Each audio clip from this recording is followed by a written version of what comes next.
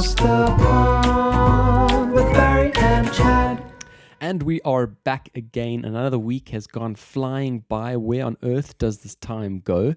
And now, when we are kind of tuning in again, Barry, I have got a brand new pair of glasses, and I kind of feel like a bit of a hipster. I feel kind of cool. But I do have a not so cool headache that's been throbbing throughout the day because I'm kind of adjusting to this new prescription, which I guess is inherent in these kinds of switches. Yeah, you were telling me while you were offline before we started recording about all the nooks and crannies of the glasses world I know very little about. And I'm sorry to hear you got the headache, but those glasses do look fine. I think for anyone listening, this is one you want to go and check out the YouTube, at least for a little bit, to go and check out those new pieces. They certainly make you look like someone from Cape Town, Chad, who's sitting in one of those coffee shops on the beach. Hey, I will definitely take that. That's kind of what I'm going for, Barry. I just felt like a bit of a change. I don't know, coming out of this lockdown, I heard today of this acronym, which I love. BC and AC, we're not talking about before Christ, we're talking about before Corona. So this is my sort of AC, reshuffle. What's yours? I don't know what mine is, Chad. Like now you bring that up, I need to find a new signature look. Clearly, I haven't been mixing it up enough. But it's one of those things. I think, Chad, all you're missing is the man bun. So you just got to grow out a little bit more hair, get that man bun going, and then you're good to go. I don't know about that. Don't you want the man bun? I think the man bun would work, don't you think? Oh, I don't know. I couldn't have such long hair, Barry. It would just bug me too much, just having this mop of hair. Yeah, it certainly is easier when you got very little. It's very, very quick and easy. You don't have to think about it. It really is a different world. I really feel for all those women out there who spend hours and hours and hours every single day dealing with long hair. It's one of those things where I'm very grateful that I don't have to worry about. Absolutely, yeah, definitely. Well, let's head into our episode, Barry. We're going to just have a nice bit of smooth sailing conversation. How does that sound to you? Sounds good. Let's look at the week that was. The week that was. So this week, Barry, we had a heck of a lot of things going on. We've obviously all been super, super busy. But there's quite a few cool things that we wanted to touch on, to chat about this past week. It really feels like a lot of things have just kind of gone full circle, and other things have just... we've just seen some insane stuff that I feel like we're not going to see in decades on this kind of magnitude. It was quite the week, wasn't it? It definitely was. It was one of those things where I think half the world seems to be moving forward from the coronavirus. Half the world seems to still be in it. Yep. People are very, very confused as to like how to think and how to react. So lots and lots of interesting news. And starting off this week, Chad, with 5G, that new cell phone technology that is really like talked about all around the world. Yep. And the amount of conspiracy theories around this technology is crazy. Yeah. Every single day, it feels like you wake up and all of a sudden there's a new theory about how this technology is either causing the virus or stealing your data or doing all sorts of things to your body. And you can go and watch lots of YouTube videos about guys talking to you about how this is the giant conspiracy of them all, Chad. And it's a bit strange for me. Where does it come from? Where does this notion come from? We've seen, all these generations of data, and every generation comes with, much quicker speeds. Obviously, they all have these very complex names. But why is 5G the one? Why is 5G the one that everyone's deciding to settle on with all of these crazy conspiracy theories? I know it's much quicker, but I mean, if you think about 4G, I can still get like 120 meg per second on my phone, on my iPhone. With 4G, it's definitely not a slow protocol. Why is this now the one where everyone starts to introduce these kinds of notions? The funny thing, though, is, Chad, that all the people making these conspiracies probably don't even understand what 5G is, right? Or doesn't even understand the fact that it's just a faster form of 4G and that 4G is already very good as it is. And so there's such a lack of understanding as to what this technology is going to bring to the world and what is different from its predecessors. And for some reason, it's just become this kind of hotbed for this lots of conspiracy talk. I don't actually know why. It's one of those things that I think it's that unknown and that uncertain at the moment that a lot of people don't understand what it is, and therefore it's easy to latch onto some random crazy idea. Absolutely, and I guess what hasn't helped its messaging is Trump deciding, that because of the fact that Huawei are rolling out lots of infrastructure, and obviously there's been a lot of, beef with China, ultimately he's, not helping the message and kind of getting as many nations as possible to ban Huawei from putting their infrastructure in their countries. I feel like that has probably not helped. I don't think it has, but I think it's a little bit unfair to blame Trump for this. I think that a lot of countries around the world are very skeptical of China's usage. Yeah. Of course, Huawei is like a huge Chinese company that has a huge reach across the whole world. They are one of those technology companies that are really kind of spreading into every country you can think of. And with China comes all these concerns about privacy, about data collection, about all these different things. We chatted about TikTok last week and how that's got its own privacy backdoors that people are worried about. And 5G and Huawei are exactly the same thing. And so I don't think it's fair to blame it purely on Trump. Of course, he's going to use it for his political gain. Of course, he wants to use it in this way. But this is one of those theories that is leaning more towards the true side than the conspiracy theory about creating the virus or something crazy like that, right? China has shown in the past they do like collect data where they shouldn't, and their whole system is based on this mass surveillance type idea. And so if they are using Huawei to kind of infiltrate the various cities around the world and collect data about the users and about the people in those countries, I wouldn't be surprised, Chad. Yeah, no, that's fair enough. I guess you never know with these kinds of things. The thing that I found really interesting this past week is the U-turn, the 360-degree turn that I saw, at least on my side of the pond here in the UK, where for a little while, Boris was kind of going gung-ho, not listening to Trump. He was keeping Huawei and all of their infrastructure here, subject to a few limits. I remember there was a cap, and we've unpicked it quite a bit on the podcast. But this has now been changed. This week, it was announced in Parliament that by 2027, all of Huawei 5G kit needs to be removed. And obviously that gives quite a bit of time. I mean, 7 years to remove all the infrastructure. Surely you still leave yourself open to whatever this perceived risk is until then. Part of me wonders whether this was only done just to please the other nations. Obviously, the US and UK have strong relations. Yeah, it's a difficult one to kind of unravel, Chad, because like you say, that 7-year gap, who knows what can happen in those 7 years? And 2027 feels very far away. Yep. But at the same time, this infrastructure is so densely integrated into all the various communication platforms and whatnot that run all these major cities. So it's very hard to just decide one day, okay, I'm just going to pick these things up and pull them out and replace them with something else, right? These things take time. Definitely. And so I think a lot of the countries are trying to avoid the dependence on China. I think what this coronavirus has shown everybody is that in these kind of bad situations, you don't want to be dependent on a country or dependent on an economy. You want to be self-sufficient. And I think one of the worries beyond the privacy, Chad, seems to be the idea that we want kind of local infrastructure that isn't dependent on somebody else. Yep. And so Huawei is one of those examples where they might give you really good technology at really good prices, but what are you giving up in being dependent on somebody else when things go bad?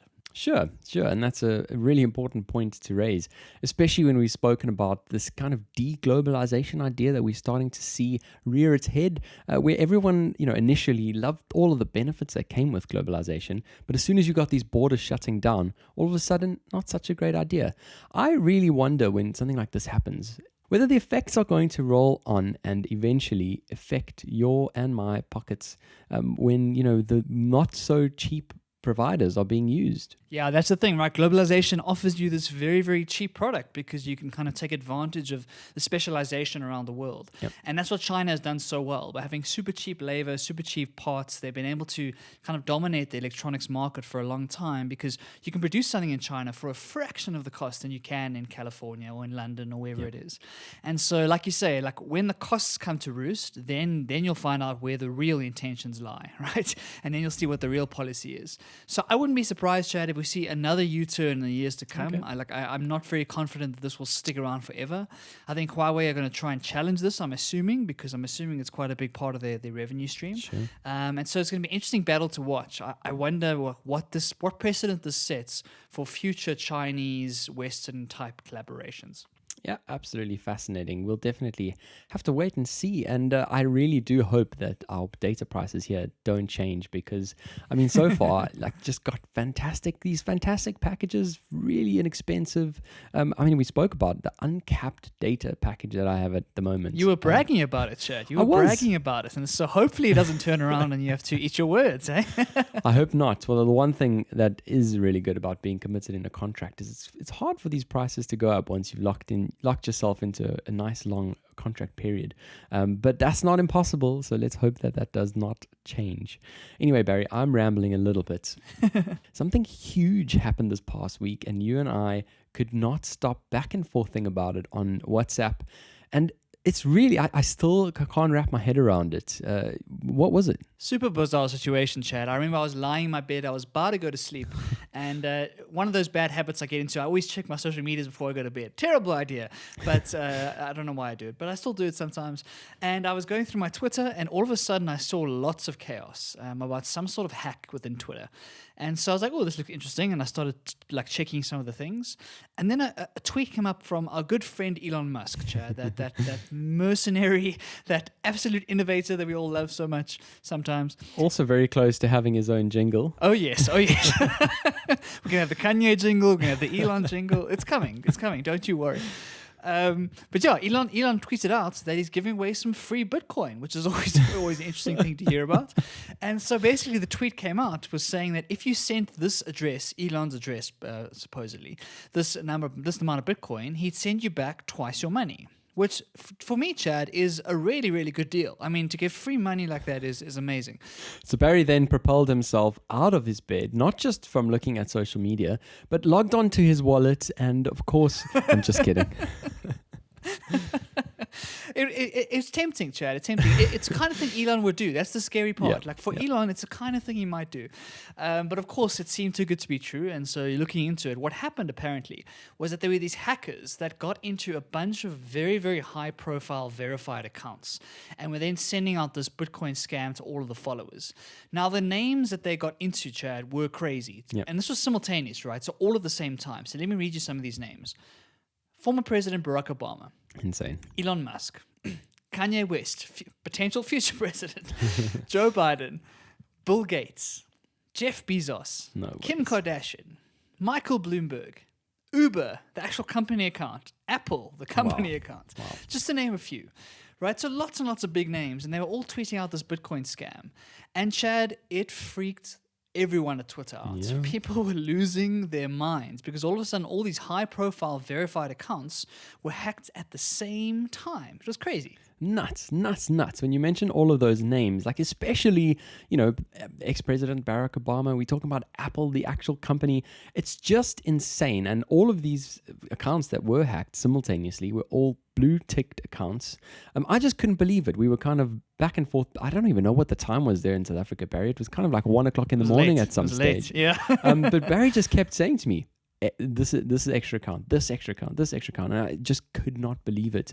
Where have you seen a sort of mass, high-profile level hack that happened like this simultaneously on such a big platform like Twitter ever? I can't remember one, Chad. I can't remember where there's been a simultaneous one like this. We've seen some high-profile hacks of individuals, right? Sure. So there's been lots of scandals about people whose nudes get hacked and they get shared all over the internet and all that good stuff. But I've never seen a coordinated, sophisticated attack like this that attacked a bunch of accounts. According to Twitter's investigation, it looks like about 130 accounts were targeted, and they managed to get into 45 of them. So it is a lot of coordination to get it right, and it's one of those things where the theory goes that the only way they were able to do it, Chad, was to go through some sort of Twitter employee itself. Because to get all those passwords and all those accounts from various people would have been heroic, right? Yep. But if you go through some sort of employee who has admin rights maybe, or has access to a database that they shouldn't have, etc., I think that's how they got in. But no one quite knows at this point. I mean, that point alone is incredibly worrying. The fact that your account can be accessed by some person who has admin level rights. I mean, it seems reasonable. We're talking about a website and somebody's maintaining a website that has a database. But at the same point, we're also talking about individuals. We're talking about privacy. We're talking about, all of the expectations that you would have over your username, your password, and access to your account. And so for me, if it was just a matter of getting into one super user's profile who was able to then allow the hackers to get access to all these extra accounts, that's pretty worrying in itself. Yeah, definitely. And it's one of those things where I don't quite understand, because as far as I know how these things work, the actual passwords are encrypted in the Twitter database, right? So the idea is that even Twitter shouldn't be able to see your password, theoretically.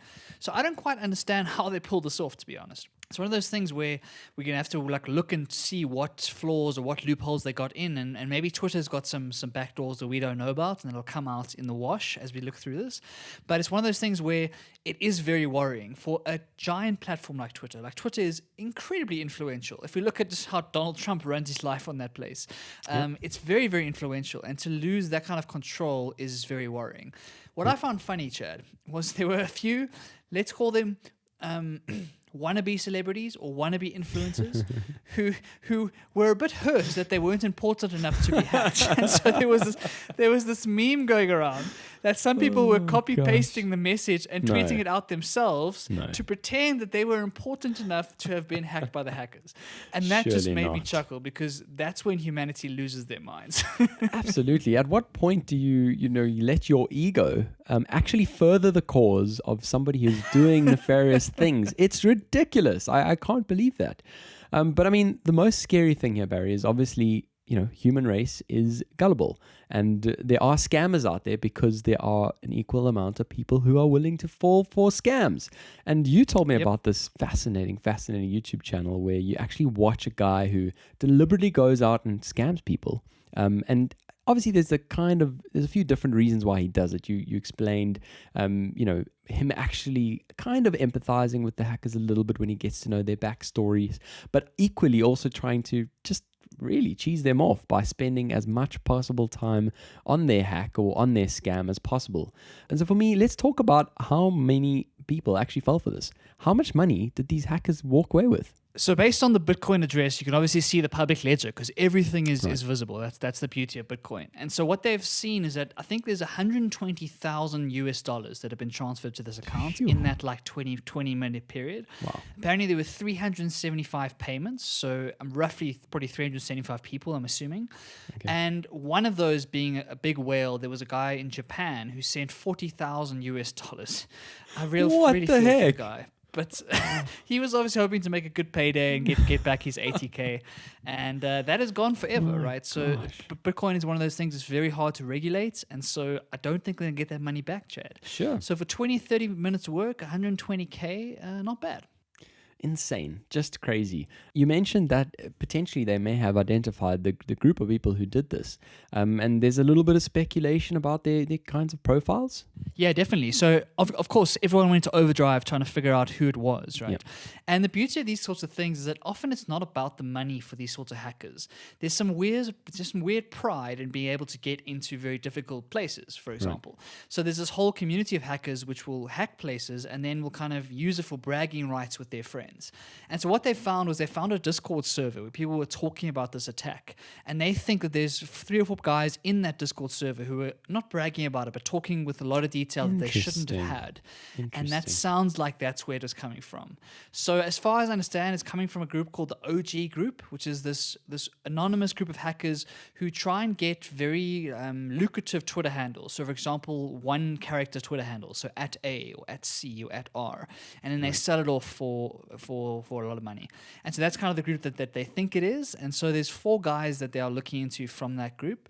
All young guys, Chad, not organized, not professional scammers, just young oaks in their basements probably, who are able to pull this off. So it makes it even stranger that it was such a, like almost an amateur type hack. The fact that they found them so quickly, the fact that the Bitcoin addresses actually led to some sort of personal information and they were able to figure out this Discord server, it shows that they weren't real professionals. Because if you were really professional, you'd have a much better scam, first of all, to make more money. Like they could have done a better use of the messaging. And then number 2, the trace wouldn't have been able to be found. So I think we're going to find these oaks' names in the next few days, Chad. And so I'm looking forward to seeing like who they are and why they did this. Yeah, fascinating. I'm definitely keen to hear more about that, and I'm keen to see whether there's going to be any kind of legislative rebound from this event happening on Twitter's side. I'm keen to see whether someone's going to have to sit in Congress for this kind of event, like Mark Zuckerberg did, a couple of years ago. It's absolutely fascinating to me. And when you talk about these hackers that have this personal pride, and I've actually heard stories of guys going outside of like big banks or financial institutions, hacking into the bank while they're standing outside there, walking in and saying, "Give me a job. I broke through your infrastructure." And those kinds of stories for me are just crazy. Yeah, I think it's called white hat hacking, as far as I understand, and it's the idea that you do it not out of malice, but in a way to prove this hole, and so they can go and fix it. So as far as I know, Chad, there are some banks that will pay people to hack in.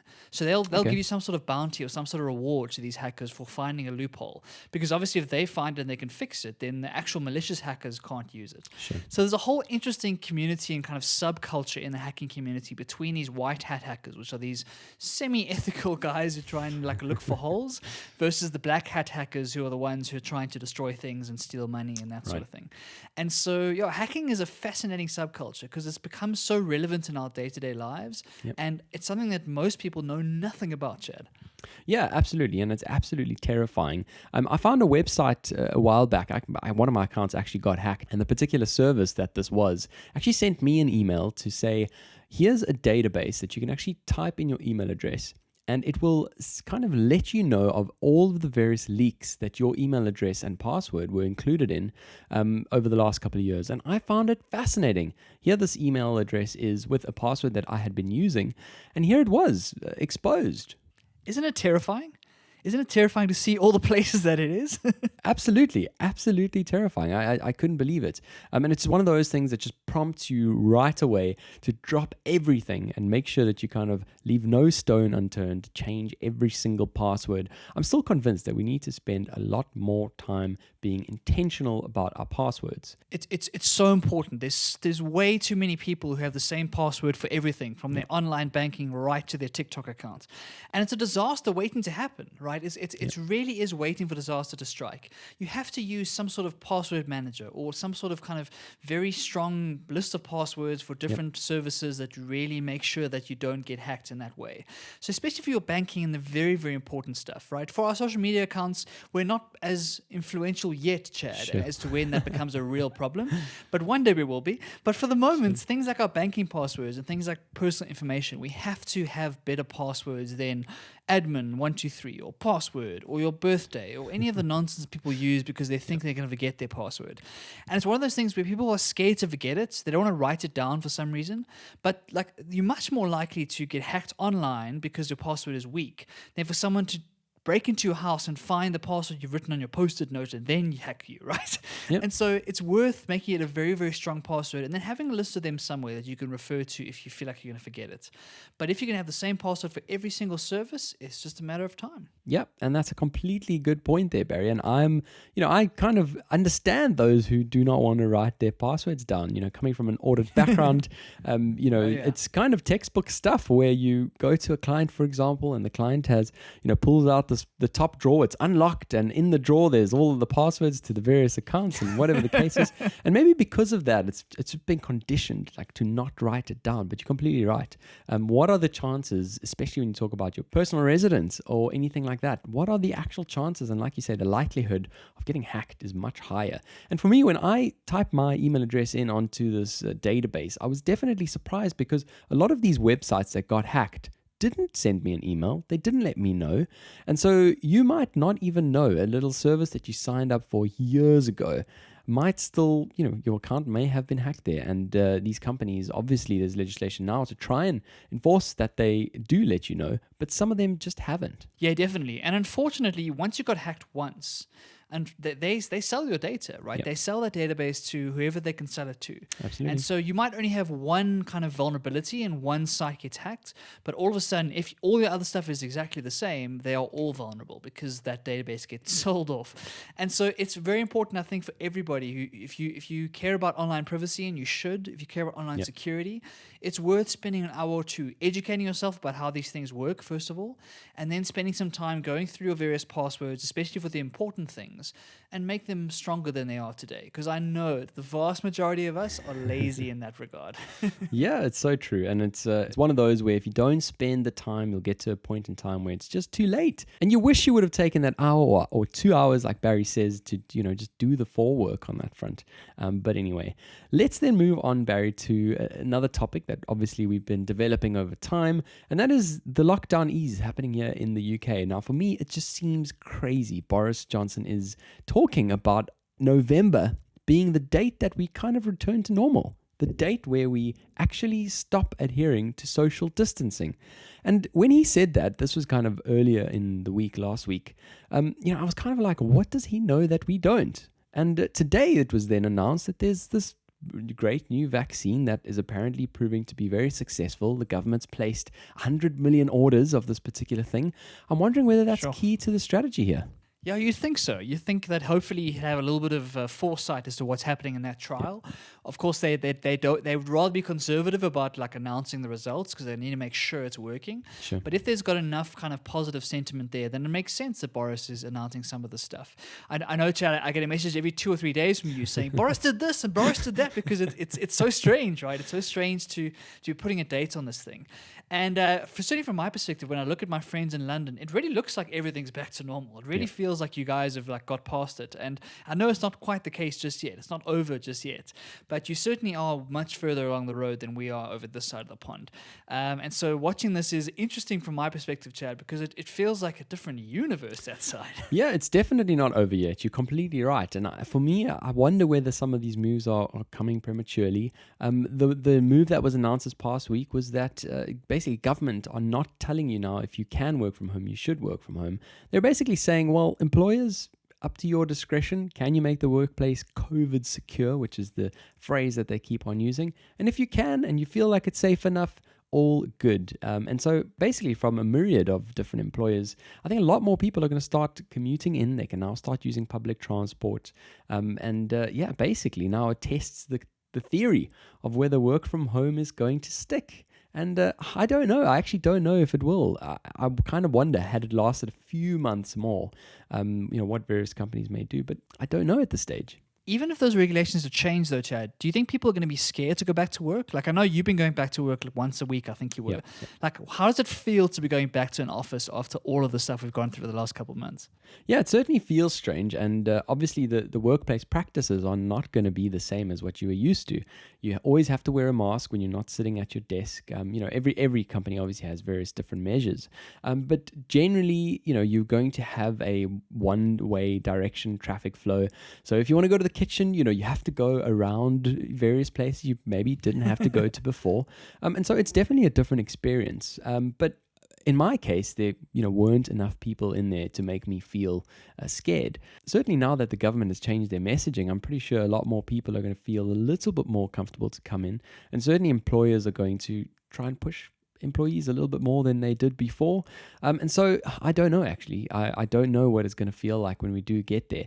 But it does beg the question whether we're going to just have to kind of start to live with all of these different types of measures and start to reap some of the rewards of getting our economy up and running again. Yep, and hopefully, like you say, it's not too premature.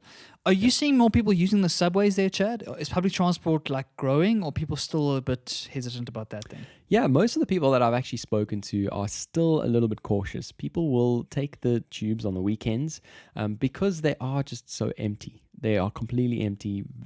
Most of the time, you're guaranteed a meter or 2 meter distance because of the numbers that we're currently seeing. But obviously, now that this messaging has changed, which is basically effective from the 1st of August, as soon as you have all of the commuters coming in for work, I definitely think it's going to get a lot more busy, and I think people are going to start feeling a little bit strange by this. It's gonna be a very scary moment, Chad. Your first full subway train to hear that first cough from somebody. Ooh. That's gonna be a very scary moment, and I think that person is gonna be desperately trying to hold it. Don't cough, don't cough, don't cough, because I'm sure people are gonna freak out. So it's gonna be, like you say, interesting transition as you try and make it back into normal life. And I look forward to hearing more about like what it looks like.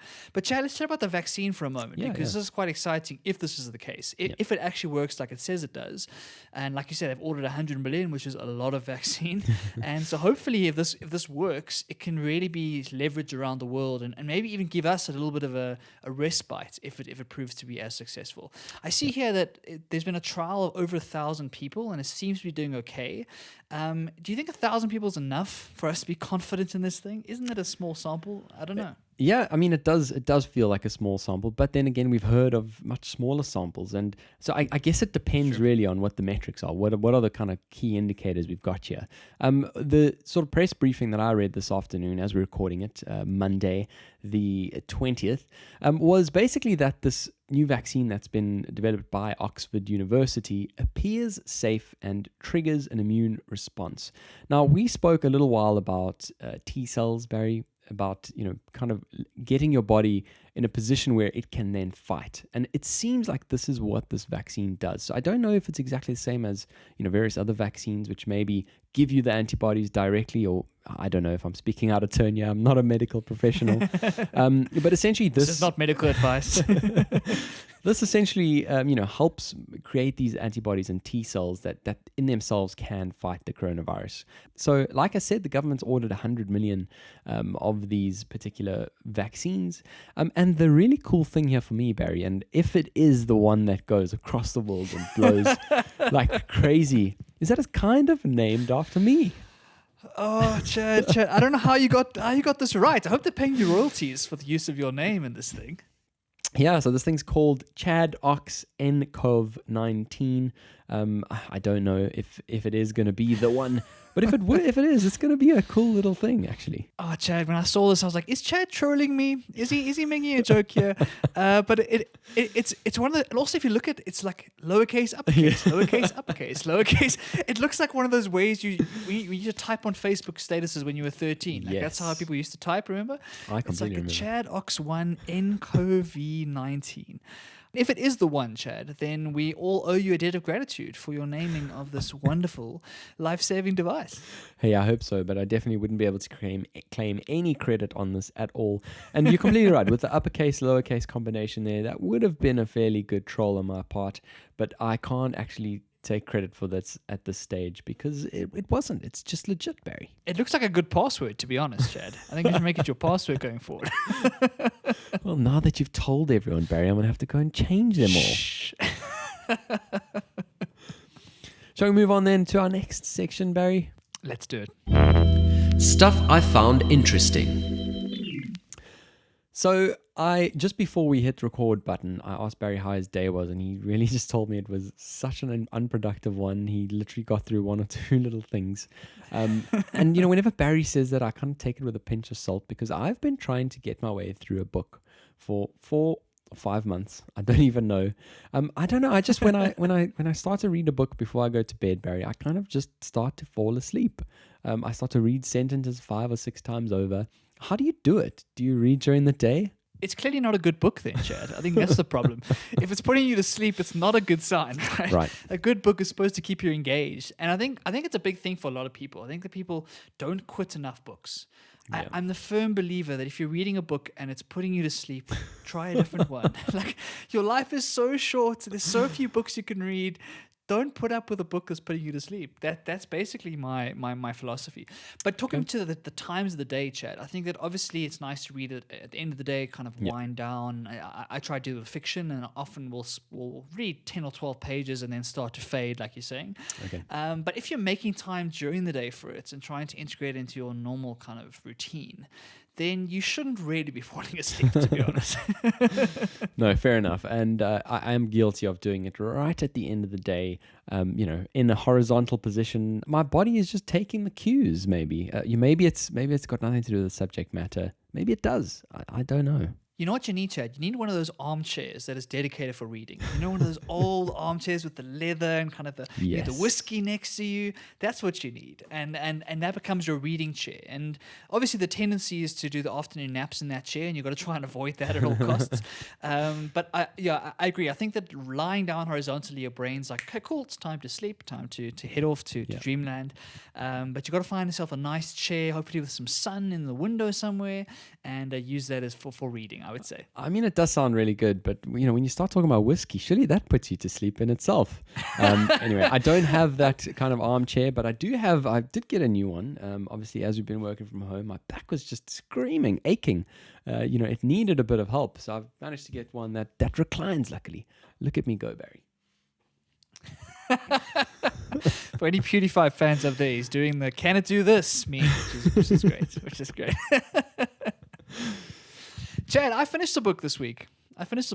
And I've got it here. For anyone who's on video, you'll be able to see it. It's called Thinking Fast and Slow. It is a classic in the field of psychology, I suppose, and also economics. It's written by a guy called Daniel Kahneman, and we've chatted about him in the past, talking about some of his ideas. And so I've been reading this for a while, Chad, and I was very happy to finally finish it. It's very, very dense. It's one of those books that is not great bedtime reading because it gets your mind going at 1,000 miles an hour. But there's so many cool ideas in here, and it's I obviously can't do it justice in a few minutes, but what I thought is just talk through one or two ideas that I thought were really cool. The first one is an idea that I find hilarious, and it's very true in our world, unfortunately. And it's this idea that the confident, charismatic people who don't know what they're talking about, but can really talk very eloquently and with a lot of confidence, they unfortunately win in this world, right? Rather than the people who are more uncertain and more humble about what they know. And it's been a recurring theme for us throughout the podcast the last couple months, Chad, about this intellectual humility, about being like honest about what you know and what you don't know. And unfortunately, in this world today, confidence beats competence. It's one of those things where in that boardroom, I'm sure you've been in this situation, where there's someone who's very, very loud and very obnoxious and very forward, and they dominate the conversation rather than the quiet people. And often the actual knowledge and the actual insights are completely reversed because that person dominates the conversation. Have you felt that in your kind of career so far? I most certainly have. I think it's unavoidable, and not just in the boardroom and not just in the career sense, but whenever you're out at a social gathering as well, you've always got the person there who has this confidence about them, and every single person is just fascinating, just drawn in, I suppose, to the conversation. And it's just one of those sad facts, but it is what it is, and ultimately we all need to kind of up our confidence and try to make sure that we actually do know what we're talking about as well, so that it's not just all talk. Barry, a silly little thing. I noticed when you picked the book up there, it's got that little orange ribbon down the side. Is that a Penguin book? Of course, Chad. It's Penguin. Penguin make the best books. They're an incredible publisher, and I don't know why, but when I go into a bookstore and I see this orange ribbon, I just assume it's a good book. Like they've done really, really well in their branding and kind of the authors that they represent to give me the confidence that anything with this orange ribbon I think is good. Does that ring true for you? This is the reason why I asked, Barry, because I'm not a massive reader, but the books that I have read, which have that lovely orange ribbon down the side, have been good. Sorry, let me not get us into this random rabbit hole. You can continue talking about the book, but I just found that really interesting, and I guess as a matter of branding and as a matter of, I guess, curation of work and signing up the right kind of people, I think that's fascinating. Yeah, it's to give you a little bit of insight into my life. It's a dream of mine to one day have a book with my name on it and this orange ribbon. So watch this space. Hopefully someday you'll be able to buy a Maurice special with that orange ribbon down the side. I did not know that. I know that Barry has actually written a novel and finished it. And it's on my to-do list to actually go and watch your journey. While you were doing it, you were recording vlogs every single day. And they're all there for everyone to go and watch on Facebook, I believe. And I need to go and catch up on this because it seems like a fascinating story. I don't know whether you want to go into that today or we leave it for another episode. I am hijacking your review of this what seems like a fascinating book, Barry. Sorry, I'm just like squirrel, just jumping onto the next topic I can. It's great, Chad. That is a great story. I think we'll tackle it in the future. Right. I think it was a very cringy vlog series, but a very fascinating kind of period of my life where I wrote 50,000 words in 30 days. And it was a crazy experience, one that drove me to almost insanity, to kind of the brink of insanity. And that book still remains unpublished. I one day I will go back and edit it. It obviously was a first attempt, and writing a book is probably one of the most difficult things I've ever tried to do. Yeah. And so it is a great story, and hopefully one day I'll have one with the orange ribbon. Okay, well, let's definitely throw that onto the list for next week. So if you are wondering what you're doing next week, we're going to be chatting about this fascinating story of Barry's. Sorry, Barry, let's move on. Alrighty. So going back to the book again. So confidence beats competence, right? So we chatted about that. And it's also incumbent, I think, on managers and on leaders to understand this fact. And in those boardrooms, to be able to call upon people who seem to be quiet, right? I think a lot of introverts or people in those boardroom situations would love to share their thoughts and love to share their ideas, but they don't feel comfortable unless they're called upon. So if you are a leader or you are a manager, it's one of those examples of good leadership can really be kind of shutting up the guy who talks all the time and giving other people a chance to contribute. You'll be amazed what you can find out from around the room based on that kind of idea. And especially in our current situation with having Zoom calls, Barry. I've yeah. had so many calls where the introverts actually go 3 or 4 times as introverted. They just, do not speak. It seems sometimes like, some meetings can be very, very awkward unless there's a good person chairing it and making sure that everyone's voices are heard. Have you discovered the same thing? Yeah, definitely. Zoom is one of those weird things because it's hard to interrupt each other, right? Because there's this little slight delay and slight lag. And so when you interrupt, you feel bad about it, more so than in an in-person setting. And what that does, unfortunately, is that it allows long monologues from people. It allows people to talk and talk and talk and talk because people feel awkward interrupting. So I think video calling in general, there's a lot of etiquette and a lot of strategy you have to put in place if you're going to be doing that long term. And I think as we start to move towards a theoretically more remote work type future, people are going to have to figure out how to run those meetings more effectively. Yeah, completely agree. I kind of want to see a hand up sort of feature. Maybe there is something like that, and maybe I haven't even seen it. But if somebody is busy on a monologue, it would be nice to click a button to say, "Hey, I have something to say." In such a way that kind of keeps the flow of the meeting going without interrupting anyone. Is that a feature? I think it is a feature for the big webinars. So Zoom's got all sorts of different modes. And so the big webinars, I think there is a feature. But for a normal Zoom call, I don't think that's the case. I see you put the emoji up there. You can use emojis, of course. But I think this is the learning we've gone through in this period is that video calls have been the same for a few years now. And maybe it's time for some new thinking. And perhaps there'll be new apps and new ideas in the future that take some of this kind of social engineering and try and build it right into the app to actually make it work. Absolutely. I just threw another clapping emoji there. I'm having the best time there, Chad. Having the best time. Anyway, going on to the second and the last idea for this book that we're going to chat about today is this idea of how do we care for other people, right? And so it was a very strange thing to come up in a book that's mostly about probability and statistics and kind of psychological ideas, to think about a more emotional idea and what the kind of the basis of it is. When we care for somebody, when we're trying to look after someone who's in a tough time or whatnot, instead of caring for their feelings, so what they're feeling in the moments, it's trying to care about their stories and care for their stories. So often, Chad, when we're in a down place, when we feel depressed, we feel sad, the reason is because we're telling ourselves some story about what's happened to us. So something bad has happened to us, and we're telling some story about it that is keeping us in that state, in that emotional state. And of course, you can kind of fight the feelings. You can give the ice cream and hold the hand and give you the shoulder to cry on, all that good stuff. Yeah. But often being able to care for someone is helping them rewrite that narrative in a more empowering way. So be able to rewrite the narrative to say, okay, maybe this is a terrible thing that happened, but what could it lead to, right? Where's the redemption story? Yeah. Where could this go to if you saw this as a blessing rather than a curse? And so I thought that was a beautiful sentiment from a book that's very mathematical. The idea that people's stories matter so much. And if you're able to care for someone's story and help them rewrite that, that's even more effective than simply caring for the emotion itself. Yeah, you're completely right there, Barry. It seems like I didn't expect this kind of vantage point to come from this book when you described what it was about initially. But it is an important one. I think often we are solution-based. I think often we jump to the quick fixes, the easy things. And the problem is, well, this person's depressed. What can I do to get them out of that way? And obviously there are sometimes these very quick things to do. But in the long term, do they really fix anything? Not really. So I think this is a very, very positive message, one that can empower people, one that can, even equip people with tools to deal with future problems by changing their vantage point. And I think it's an important one. A lot of the work that we talk about on this podcast is self-angled. We talk about how to improve ourselves, how to get the best from ourselves.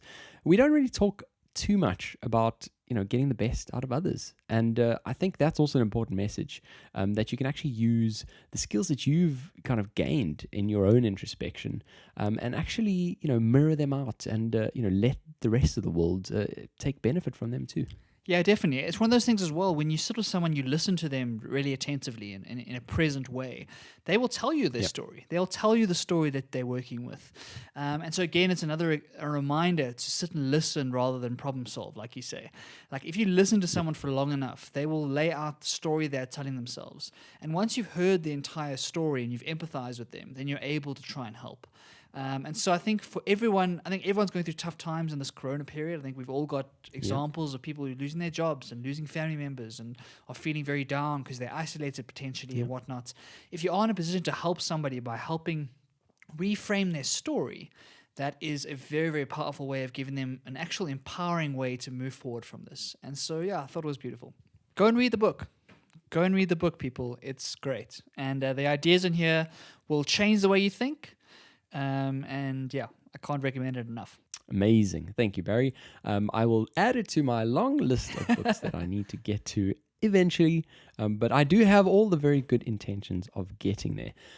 Now, something I wanted to chat about this week is something that I don't know too much about. I'm going to preface it with that. I was in a few social circles and this topic came up, and on the back of that, I looked into it a little bit. I read a few articles. I looked at some reviews. I'm talking about a film that has been released on Netflix, and it is called 365 Days. Now, it's a film that, according to Rotten Tomatoes, has 0% reviews. If you look at some of the other rating agencies in terms of films, I've seen the highest rating that I can find, Barry, is 33%. But this film is on Netflix's top 10 list of most watched films. And there's so much for us to get into here. There really is a plethora of topics to discuss on this one little tiny film. But my very first question when I found out about this, because obviously I'm curious and I will watch this thing eventually, was, Barry, have you watched it? Chad, it's a good story, actually. I was sitting on this couch here a couple of weeks ago, minding my own business. It was like a Tuesday or Wednesday night, very, very random weekday night. And I was going to Netflix because I wanted to watch something. And I was scrolling and scrolling. And it was one of those days, I don't know if you have these days, Chad, where nothing jumped out at me. I was scrolling and scrolling and scrolling and scrolling, and I didn't feel like watching anything that was up. And so what I did was I went onto my phone and I just started Googling. I think I Googled Netflix top movies or top new movies or something. And this thing popped up, like you say, because of all the drama about it. And so I read the little plot description and was intrigued. I'll say that. I was intrigued. Yep. And I decided, cool, what the hell? And so I put it on. And I ended up watching the whole thing, which is a good 2-hour movie, I think. Okay. And I think why it's gotten such bad reviews is very warranted, because there's zero storyline in this thing, Chad. The plot is weak at best. But the reason it has got so popular in a sense, and the reason that everyone's talking about it, is because of its sexual content, which I think is very interesting to think about. It's in the kind of the vein of the 50 Shades of Grey type novels and the type movie. So anyone who's watched those sorts of movies, it's that kind of storyline where it's relying on kind of sensual smut almost and kind of sexual activity to carry the mediocre acting and the mediocre storyline. But it's one of those movies that for some reason it just grabbed everyone's attention, Chad. Yeah, absolutely. So, folks, if this is not your thing, do tune off. We are going to start talking about sex on Across the Pond, a first on this podcast, which is really, quite interesting. But let's talk about it. It is one of those things that it's taken the world by storm. Yeah. And, in ways that I couldn't even imagine. One of the ways that I've heard this thing taking the world by storm is on the platform that we spoke about last week, TikTok.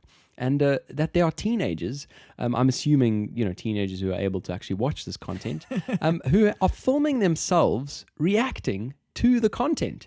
And that in itself has kind of gone crazy on TikTok. I was looking at the kinds of numbers of posts, that have this hashtag.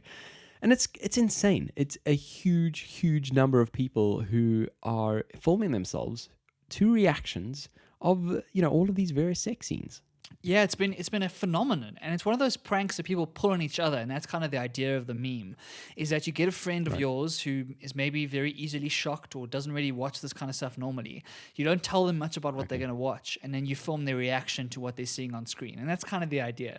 And so it's a whole compilation of watching people just get shocked out of their minds as they see stuff go on screen. But TikTok has got this amazing ability to cause this viral phenomenon, to take a relatively bad movie and make it, like you say, one of the most watched things on Netflix. And so it talks a lot about the impact that social media has and the impact that memes have on popular culture these days, right? If you have like a crazy meme that goes viral, you can turn something that was nothing into a huge success. It reminds me of the Old Town Road song by Lil Nas X, which was a song that he wrote entirely because of memes, right? The way that he got that song to number one was that he created, I think, 30 or 40 original meme templates based on the song itself and with the sound, and then kind of like inceptioned them into public culture and was able to turn it into a huge song, even though he had no real following at the time. And so it's another example of that, where TikTok has kind of pushed this movie right into the public arena, I would say. Yeah, so much so that they're, I believe, talking about a sequel, which is fascinating. Now, when I did say that I was going to watch it, Barry did just say, heads up, the leading man is astoundingly good looking. So your partner's eyes are going to wander, which I found really interesting. And some of the articles that I read were actually talking about this dude who was, I don't know, based on a farm a few years ago. He then, his agent, because I think he was doing a bit of modeling or something, his agent got a call from a Polish company that were putting together this production, and he said, heck, why not? All of a sudden, he's on a plane. And now I think the dude cannot walk the streets without having, tons of girls running after him.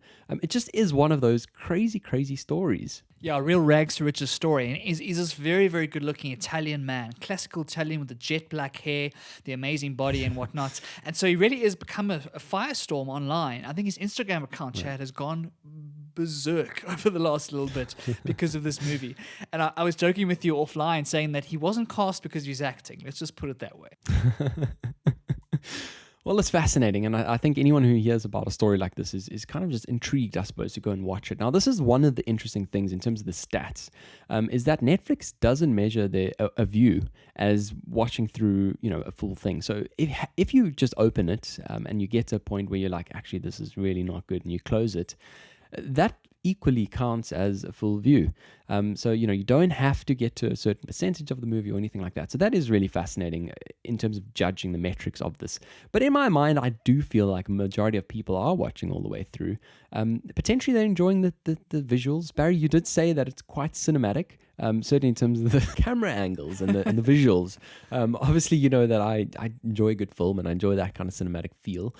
So maybe that is drawing people to watch a bit more, but also, there's this other kind of under-narrative that I'd like to talk about, and that is, since 50 Shades of Grey, I guess the word sex is becoming a lot less taboo to talk about, and maybe a lot more people are feeling more comfortable to watch this kind of stuff at home on a mainstream streaming service.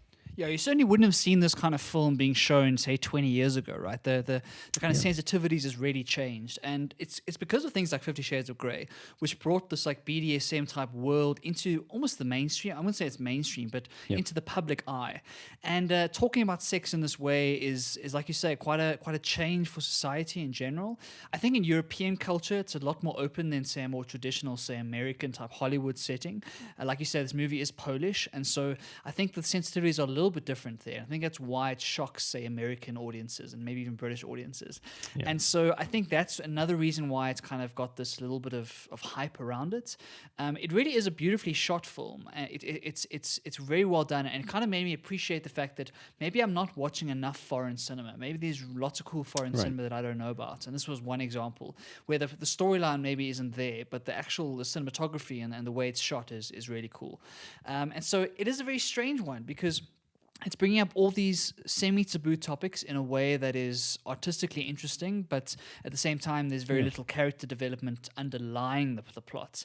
And so it's not your traditional bad movie, Chad. It's not one of those movies that are so bad that it's good in a way. Like, it still looks like a very professional Hollywood-type production. But unfortunately, the story doesn't carry that. It's simply the sex scenes, to be honest. I mean, it's fascinating. It really is fascinating. And obviously, you got loads of people enjoying this and loving this type of movie, getting all of their friends and, I suppose, family to watch as well, which does sound a bit strange. But then, obviously, you do get the critics, ultimately. And when we talk about Rotten Tomatoes and various other critics, we're talking about critics. So it really is interesting where, you do have the viewership because people obviously like it. But the fact that, it's not getting those ratings, it's really, really such an interesting kind of debate. Just in terms of those sex scenes and in terms of the plot, let's chat a little bit about it because there's also been an unwinding kind of debate here. And what that plot is, from what I've read, is a guy essentially who kidnaps a lady for 365 days. And he gives her the option of falling in love with him over that period of time, or otherwise he will let her free.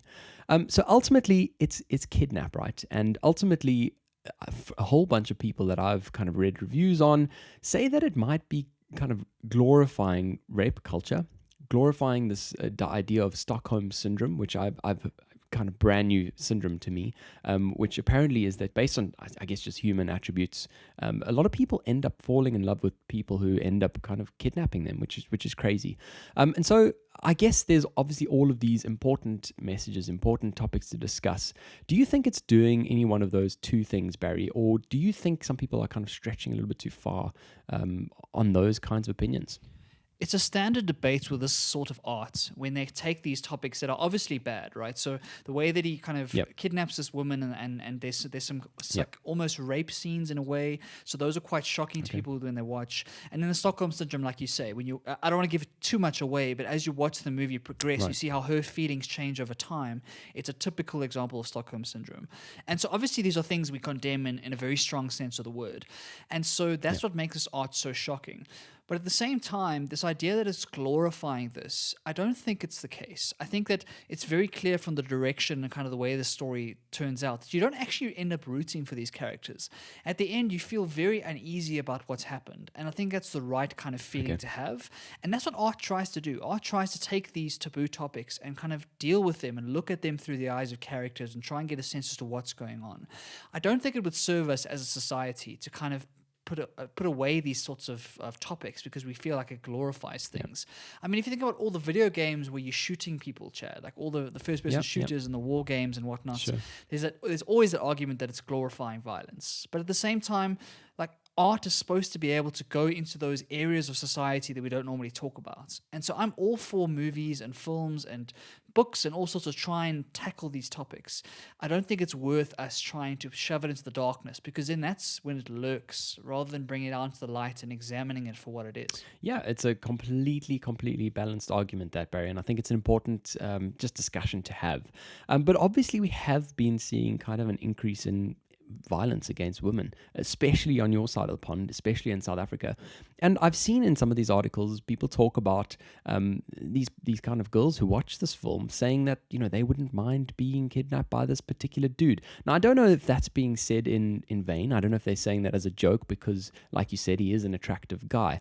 But those kinds of comments are really quite worrying for me to hear. Yeah, Chad, I think it's similar to the response that we saw after the 50 Shades of Grey went completely viral, right? And all these women came out of the woodwork and were starting to say things and whatnot, and they were caught up in the romance and kind of the storytelling. I don't think it's a realistic thing to worry about. It's very clear in this movie that you don't want to be this main character. You don't want to be that woman. I don't think there's any room for debate. It's not a very nuanced sense of who that villain actually is. It's very, very clear as to what's going on. And like I say, I find it very difficult to believe that someone could watch this movie and come out the other end and want to be that woman.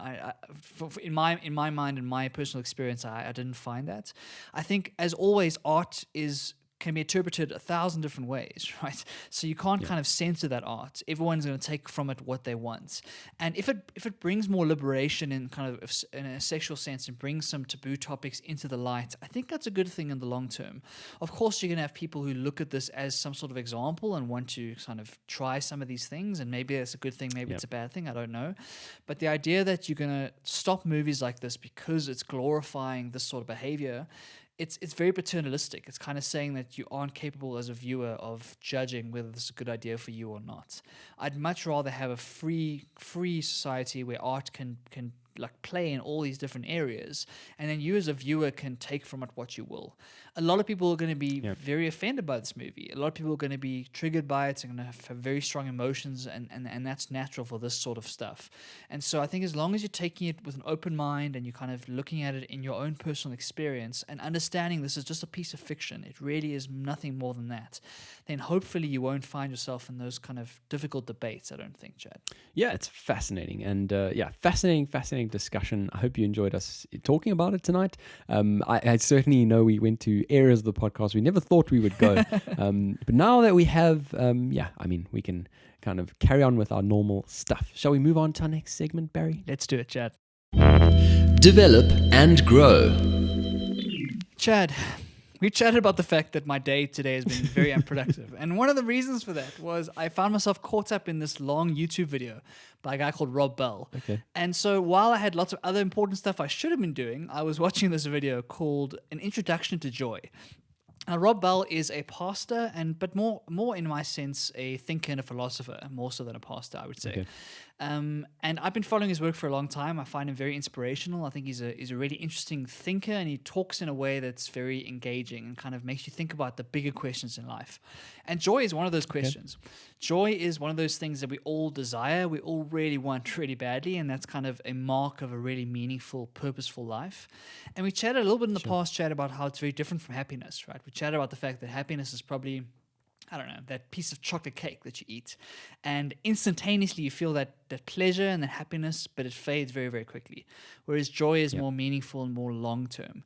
And so this talk was trying to look at the idea of joy. And I found it very potent and very powerful in this moment right now, where a lot of people around the world haven't had much joy in the last couple of months. Yeah, I think you're completely right, Barry. I think a lot of people have just been in survival mode, been trying to keep their head above water, trying to just swim it out. But on the other hand, I have heard a lot of people being really happy, finding this kind of, with all of this extra time, I'm hearing people who I've never heard say that they've been exercising are now all of a sudden, going on a daily walk, going on a daily run, doing their exercise. People are, being able to spend time with family and friends. People are just feeling, I guess, a little bit freer, feeling a bit more trusted by their workplaces because they can manage their time themselves, at home, etc., etc., etc. But I think you're right, Barry. I think it has taken a bit of time for us to all assess ourselves and try to find that in a bit of joy. Yeah, it's an important point about reframing what's happened and reframing it in a positive way.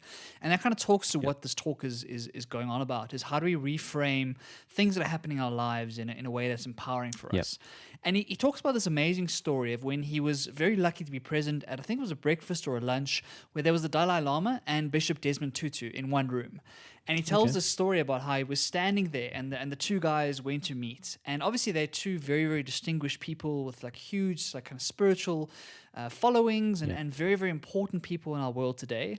They have seen it all, right? Those are the kind of people that see the worst of humanity. They see all the suffering. They hear all the stories because they are so desperate. People are so desperate for help from these guys. And so he was saying that when he saw them come together, he was expecting some very deep, profound kind of engagement, some very like deep, like dark conversation about humanity, about the future of the world, etc., etc.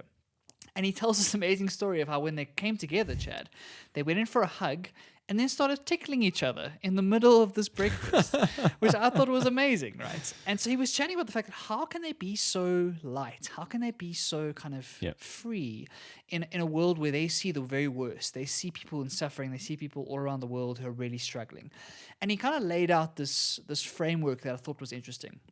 this idea that there's this place of lightness which might come from ignorance or naivety, right? If you think that nothing can ever go wrong, especially for a kid who's never gone through difficult times, the world is your oyster, right? Everything, if your parents are there and kind of in decent household, you have this very light life where everything just works and everything is good for you, and you have that naivety about it. And you can stay there your whole life if you want. You can ignore what goes wrong in the world and kind of live in your own bubble, and that's one sort of lightness, but it's very fake almost. Then there's this mode of darkness where if you actually engage with the world and you actually try things, you realize that things don't go to plan, right? And unfortunately, we all go through those seasons in life where we get our hearts broken, or people die around us, or we have those moments of doubt or existential dread or depression and all these difficult curveballs that life throws at you.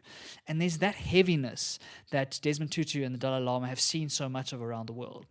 And that's where he was expecting them to kind of converse and really like integrate together when they came to meet each other. But he says, if you're able to push through that heaviness into the lightness on the other side, that's what these guys were able to find. And the reason they're able to find lightness through that heaviness is because they realize that life is so fragile. All that suffering and all those bad things that happen to us, it just shows us how fragile everything is. I think coronavirus is a good example. Our life is so fragile. And so because it's so fragile, we have to enjoy it. We have to enjoy it while it's good. Right? So at that breakfast, there was life, there was goodness, there was food on the table. Like there was a lot to be grateful for. And so they were able in that moment to be light with each other. And I thought this was an interesting framework because he says that cynics or kind of pessimistic people will dip their toe into the heaviness in the middle, and then they will kind of write off the whole world as heavy, right? Whereas true joyful people are able to walk through the heaviness, empathize with what's going on, but get to the other side and realize that we're all going to die. Life is short, life is fragile, so we might as well enjoy the simple pleasures. We might as well find joy in the very simplest of things, in seeing a flower, in talking to a friend, in seeing your parents, etc. And it really spoke to me in this moment where everything has kind of been thrown out the window. All of our plans for 2020 are thrown out the window. And instead of sitting in that heaviness, if you can just like realize that I have life in my bones. I have a house. If you're listening to this, you have internet, you have electricity, you've got some sort of functionality to listen to this podcast wherever you are in the world. There is joy to be found in that. And so joy is lowering that bar. It's not about winning a marathon. It's not about being the CEO. It's not about some sort of accomplishment or achievement. Joy is the everyday moments that you get to live out when you're not in that heavy space. Yeah, I think that's fantastic. I think it's really cool. And when you talk about the idea of what constitutes a pessimist and what constitutes an optimist, I would almost think that they're the opposite. I would almost think that an optimist is the kind of Pollyanna who is, dipping their toe and kind of just choosing to ignore the rest of everything else. But it's quite refreshing that the optimists there actually have gone through the absolute intense darkness of darkness and have come through the other side, have been able to get some perspective, been able to just be grateful for being alive. And I think for me, this is where the importance of journaling comes in, Barry, because I woke up this morning as well and just to an amazing bright sunshine outside. I had to kind of just sit down, take out my journal and just talk about why I was, so pleased, so grateful for where I'm at the moment. Also had a whole bunch of different discussions with friends yesterday about, the Middle East and all of the various conflicts that are happening, in that side. And sometimes we really do make very, very silly, trivial things, massive, massive mountains. It almost feels like there is this, blockage in front of us that we can't see through, where, it's those optimists who actually are able to work through it, are able to actually look at the wider context, look at what's happening everywhere, and just like you say, be very grateful for every single little day. I also yesterday was walking down Oxford Street and saw this dude coming down Oxford Street at a massive, massive speed, wheeling.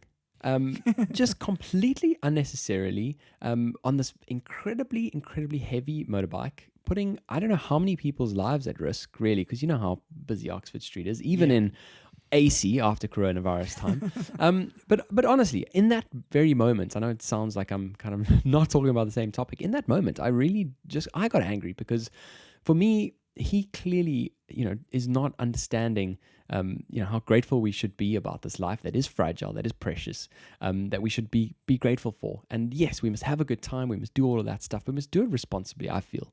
We must appreciate the precious life that we have. And that idea of them coming together and just tickling each other, it's one of those positive messages that really just makes you feel good. And ultimately something that we need to get beyond.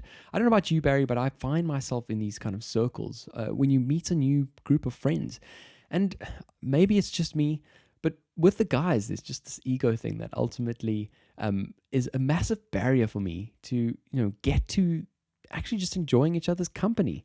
And I just wish that never existed. That's why I like the term lightness, like the idea that you can be light with yourself. Yeah. And understanding that life is fragile and understanding that, cool, we know what's the worst that can happen. We've all been through those moments of darkness. So we understand what it could look like. And so if you are doing okay right now, if you're in a good place, like to actually enjoy that and to be grateful for that is really a blessing. And that's where joy comes from. And that lightness that you say is not taking yourself so seriously, right? You get rid of the ego, get rid of the pride. It doesn't matter. It literally doesn't matter. What matters is being present in the moment and enjoying whatever you're going through at the time, rather than trying to play status games with each other, trying to be the alpha male in the group, trying to look out and trying to be better than other people. At the end of the day, life is so short and it kind of falls through our fingertips. And if any time we're spent worrying about what other people think, worrying about our status in a group, worrying about like unnecessary things, is time we aren't spending in joy, aren't spending in looking after for ourselves, right?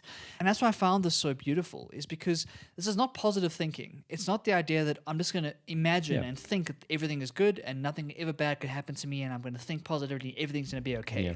It's exactly the opposite. It's understanding that life is going to throw you some horrible times. It's going to throw you some terrible, terrible things you're going to have to go through. But once you're through the other side of those seasons in your life, you're able to see and really be grateful for the small things in life that actually matter. And I think that's a reminder for all of us who's gone through a difficult time in this corona period, that the light is at the end of the tunnel.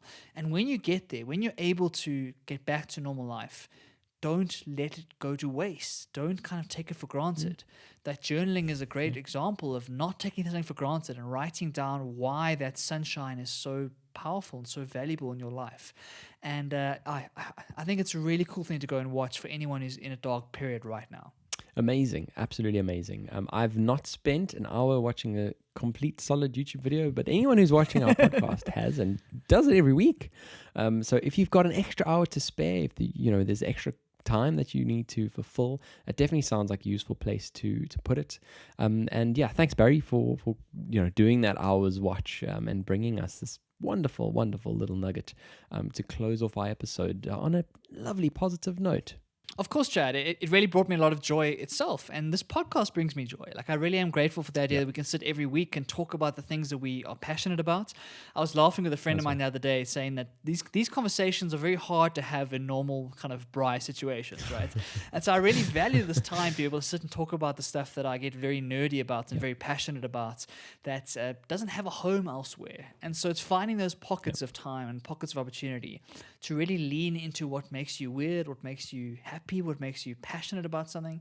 And so yeah, I'm grateful for this time, Chad. So thank you. Yeah, absolutely. Thank you, Barry. And me as well. And I mean, I guess if you look at kind of just the metrics, if you look at what this podcast is doing in terms of the number of ears that it's listening to, the kind of performance, maybe it's not quite where we would have liked it to be at this stage, but we are not stopping purely because of the passion that we have for chatting to each other about these interesting, important topics. And also just kind of the passion for me of marking a stamp in time, kind of etching our names in a period of time where we can forever go back and listen to these 37 weeks worth of conversations that we've had to each other, which I just found absolutely fantastic. Yeah, it's exactly what we've been chatting about, right? We have to get over our own egos about the numbers of viewers or numbers of listeners. And it's exactly that same idea of that's not what matters at the end of the day. What matters at the end of the day, like you say, is the being present in these conversations and getting as much value as possible. Two random oaks from across the pond, like miles and miles apart,